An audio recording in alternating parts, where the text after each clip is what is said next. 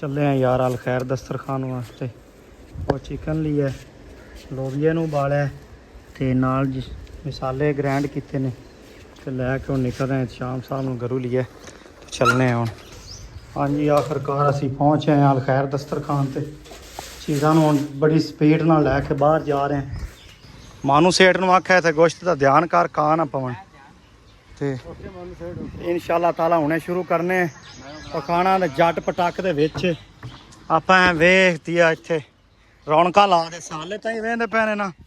ਅਲ ਖੈਰ ਦਸਤਰਖਾਨ ਤੇ ਕੋਈ ਨਾਮੋ ਨਿਸ਼ਾਨ ਨਹੀਂ ਬੰਦਿਆਂ ਦਾ। ਇਹ ਚੀਜ਼ਾਂ ਤੁਹਾਨੂੰ ਵਿਖਾਉਣਾ ਚਾਹੁੰਦੇ ਕਿ ਜਿਸ ਵਾਰ ਟੀਮ ਆ ਜਾਂਦੀ ਹੈ ਤੇ ਸਾਰਾ ਜਾਨ ਹੀ ਆ ਜਾਂਦਾ ਇਨਸ਼ਾਅੱਲਾ। ਮਜ਼ਦੂਰ ਮੁਸਾਫਰ ਜਿੰਨੇ ਵੀ ਖਾਣਾ ਖਾਣ ਵਾਲੇ ਇਹਦੇ 'ਚ ਪਾਣੀ ਲੈ ਕੇ ਆਣੇ। ਫਿਰ ਜਿਵੇਂ ਕਿ ਤੁਹਾਨੂੰ ਦੱਸ ਰਿਹਾ ਕਿ ਅਲ ਖੈਰ ਦਸਤਰਖਾਨ ਤੇ ਪਹੁੰਚ ਗਏ ਹਾਂ। ਕੰਮ ਦਾ ਅਮਲ ਬੜਾ ਤੇਜ਼ੀ ਨਾਲ ਜਾਰੀ ਹੈ ਤੇ ਜਿਵੇਂ ਜਿਵੇਂ ਨਾਲ ਕੰਮ ਕਰਾਂਗੇ ਨਾਲ ਨਾਲ ਛੋਟੇ ਛੋਟੇ ਸ਼ਾਟ ਲੈਂਦੇ ਰਵਾਂਗੇ। ਪਤੀਲੇ ਨੂੰ ਅੱਛੀ ਤਰੀਕੇ ਵਿੱਚ ਪਾਣੀ ਨਾਲ ਸਾਫ਼ ਕੀਤਾ, ਪਹਿਲੇ ਕੱਲ ਧੋ ਤੇ ਰੱਖ ਗਿਆ ਸੀ, ਅੱਜ ਸਿਰਫ ਐਵੇਂ ਤਰੋ ਤਾਜ਼ਾ ਕਰਨਾ ਹੈ। ਇਹ ਗਿਓ ਨੇ ਪਾਣੀ। ਸ਼ਾਮ ਸਾਹਿਬ ਪਤੀਲਾ ਤੁਹਾਡਾ ਰੈਡੀ। ਗਿਓ ਦਾ ਨਵਾਂ ਪੈਕਟ ਖੋਲਾ ਨੇ ਮਾਸ਼ਾਅੱਲਾ ਜੀ। ਤੇ ਜਲਦੀ ਨਾਲ ਇਨਸ਼ਾਅੱਲਾ ਪਕਾਣੇ ਆ। ਗਰਮੀ ਇਹ ਸੱਤ ਹੀ ਪੈਂਦੀ ਪਈ ਹੈ ਬਈ ਦੂਰ ਦੂਰ ਕੋਈ ਬੰਦਾ ਨਹੀਂ ਨਜ਼ਰ ਆਉਂਦਾ ਪਿਆ। ਗਰਮੀ ਨਾਲ ਹਰ ਕੋਈ ਲੁਕਿਆ ਬੈਠਾ। ਨਹੀਂ ਤੁਹਾਨੂੰ ਪਤਾ ਹੈ ਵੀ ਜਿਸ ਵੇਲੇ ਅਲ ਖੈਰ ਦਸਤਰਖਾਨ ਤੇ ਪਹੁੰਚਦੇ ਸੀ ਬੱਚੇ ਤੇ ਜਵਾਨ ਕੋਈ 5-7 ਬੈਠੇ ਹੀ ਹੁੰਦੇ ਆ। ਲੇਕਿਨ ਹੁਣ ਗਰਮੀ ਦੀ ਵਜ੍ਹਾ ਤੋਂ ਚਲੋ ਖਾਣਾ ਬਣਾ ਕੇ ਲੋਕਾਂ ਨੂੰ ਲੱਭ ਲਵਾਂਗੇ ਜਿੱਥੋਂ ਵੀ ਲੈ ਕੇ ਆਣੇ ਪਏ।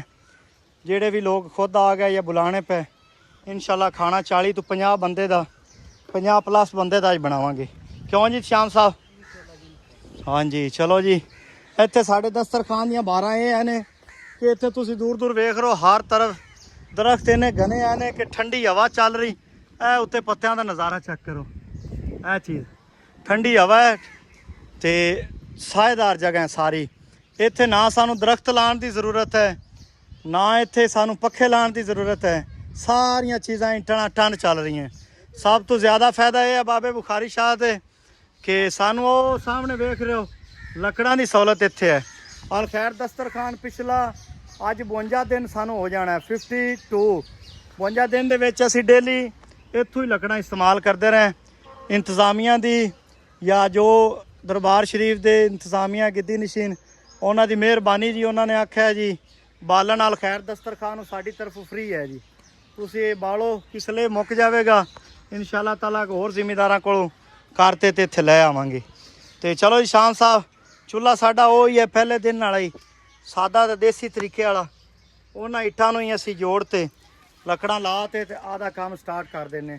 ਵੈਸੇ ਇੱਕ ਦਿਨ ਸ਼ਾਮ ਬਾਈ ਨੇ ਕੋਸ਼ਿਸ਼ ਕੀਤੀ ਹੈ, ਇੱਕ ਮਿਸਤਰੀ ਨਾਲ ਗੱਲ ਕੀਤੀ ਕਿ ਯਾਰ ਸਾਨੂੰ ਨਾ ਪੱਕਾ ਚੁੱਲ੍ਹਾ ਇੱਕ ਬਣਾ ਦੇ ਐਂ ਪ੍ਰੋਪਰ ਤਰੀਕੇ ਨਾਲ ਜਿੰਦੇ ਚਾਰੋਂ ਸਾਈਡਾਂ ਤੋਂ ਹਵਾ ਦੀ ਵੀ ਕਵਰੇਜ ਹੋਵੇ ਤੇ ਤਾਂ ਕਿ ਹਵਾ ਦੇ ਦੌਰਾਨ ਹਨੇਰੀ ਦੇ ਦੌਰਾਨ ਸਾਫ਼ ਤੇ ਸ਼ਫਾਫ ਤਰੀਕੇ ਨਾਲ ਖਾਣਾ ਬਣ ਸਕੇ। ਤੇ ਆਪਾਂ ਜਦੋਂ ਇੱਥੇ ਪਹਿਲੇ ਦਿਨ ਆਏ ਸੀ ਸ਼ੁਰੂ ਕੀਤਾ ਆਸ-ਪਾਸ ਤੁਸੀਂ ਵੇਖ ਰਹੇ ਹੋ ਮੁੰਜੀ ਲੱਗੀ ਖੜੀ। ਇੱਥੇ ਉਦੋਂ ਮੱਕੀ ਹੁੰਦੀ ਸੀ। ਮੱਕੀ ਜਨਾਬ ਪੱਕ ਕੇ ਤਿਆਰ ਹੋ ਗਈ, ਕਟਾਈ ਹੋ ਗਈ, ਹੁਣ ਇੱਥੇ ਮੁੰਜੀ ਲੱਗ ਗਈ ਹੈ। ਤੇ ਇਹ ਚੀਜ਼ਾਂ ਵੀ ਨਾਲ ਨਾਲ ਤੁਹਾਨੂੰ ਵਿਖਾਉਂਦੇ ਰਵਾਂਗੇ ਤੇ ਖਾਣੇ ਦੇ ਨਾਲ ਨਾਲ ਜਿਹੜੀਆਂ ਚੀਜ਼ਾਂ ਰਹਿ ਗਈਆਂ ਨੇ ਉਹਨਾਂ ਨੂੰ ਪੂਰੀਆਂ ਕਰਤੇ ਤੇ ਸ਼ੁਰੂ ਕਰਨੇ ਆ। ਹੋਰ ਮਾਨੂ ਬਾਈ ਜੀ, ਮਾਨੂ ਬਾਈ ਨੂੰ ਤੁਸੀਂ ਦੁਆਵਾਂ 'ਚ ਬਿਲਕੁਲ ਯਾਦ ਰੱਖਣਾ। ਮਾਨੂ ਬਾਈ ਬੜੇ ਪਿਆਰ ਕਰਨ ਵਾਲੇ ਬੰਦੇ ਨੇ। ਮਾਨੂ ਬਾਈ ਆਪਣੇ ਨਾਲ ਹਰ ਵਕਤ ਤਾਵਨ ਕਰਦੇ ਨੇ। ਇਹ ਹੁਣ ਵੇਖ ਲਓ ਚਿਕਨ ਪੀਆ ਕਾਵਾਂ ਤੂੰ ਜਾਂ ਕਿਸੇ ਸ਼ੈ ਤੂੰ ਸਾਨੂੰ ਬਚਾਉਣ ਦੀ ਜ਼ਰੂਰਤ ਨਹੀਂ ਹੈ। ਮਾਨੂ ਬਾਈ ਬੈਠੇ ਨੇ ਖਿਆਲ ਕਰਨ ਵਾਲੇ। ਹੈਂ ਮਾਨੂ ਜ਼ਿੰਦਾਬਾਦ।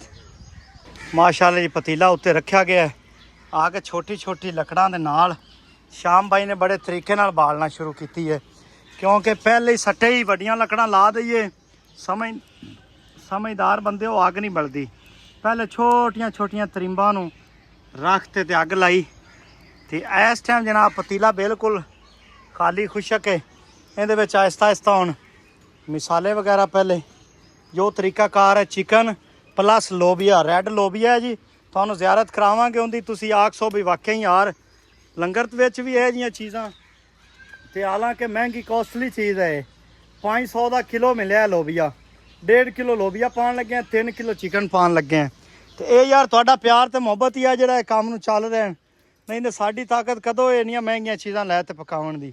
ਸਾਡੀ ਨੀਅਤ ਸਾਫ਼ ਹੈ, ਸਾਡੀ ਨੀਅਤ ਠੀਕ ਹੈ। ਬਾਕੀ ਅੱਲਾਹ ਪਾਕ ਦੀ ਮਦਦ ਸ਼ਾਮਲ ਹੈ ਤੇ ਤੁਹਾਡੇ ਜਿਹੜੇ ਆ ਵੀਡੀਓ ਵੇਖ ਰਹੇ ਹੋ ਤੁਹਾਡੇ ਭਾਈਆਂ ਦਾ ਪਿਆਰ ਸਾਡੇ ਨਾਲ ਹੈ। इंशाल्लाह ये चलता रहेगा ता याद चलता रहेगा। हाँ जी श्याम भाई लकड़ा और लिया के देवा तेनों लकड़ा लियाइए भाई।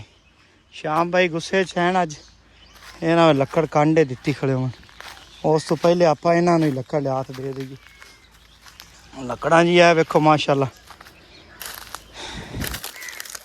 असी भी 4-5 साल दे ना बा मारी फिरदा कदे भी घरी काम नहीं किते है ते अल खैर दस्तरखान ते शौक नाल करी देन इस चीज़ नूं इबादत समझते ते अवाम दी खिदमत फलाई समझते ते करी दे।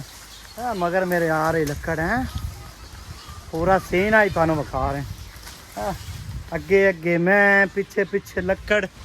शाम भाई है की कर रहे हो देखी बड़ा महंगा ही सारा इन्हें पलटा देवी।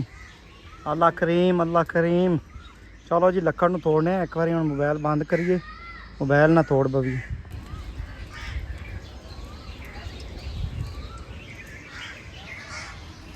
चलो जी घी गर्म हो गया तो हम मिसाले पान लगे हैं।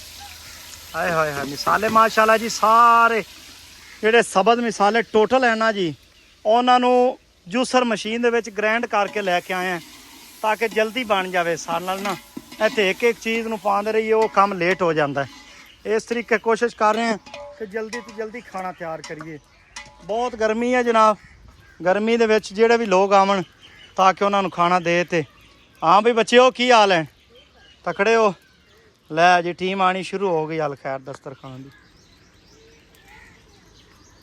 माशाल्लाह जी अल खैर दस्तरखान ते समार का दिन ते आई खाना बिल्कुल रेडी।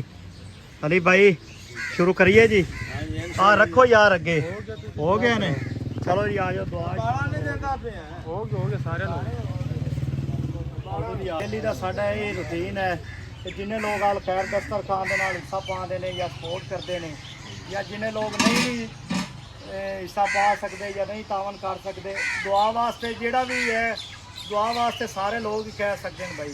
अज के दिन जिन्हें जिन्हें दुआ वास्ते आख्या यार कोई दुआवां होंदियां दस्सण वालियां कोई बस इन्ना ही कह देवो भाई अल्लाह पाक जी दुआ भी उन्होंने कही ना अल्लाह पाक उन्होंने हक कबूल अपनी दुआ।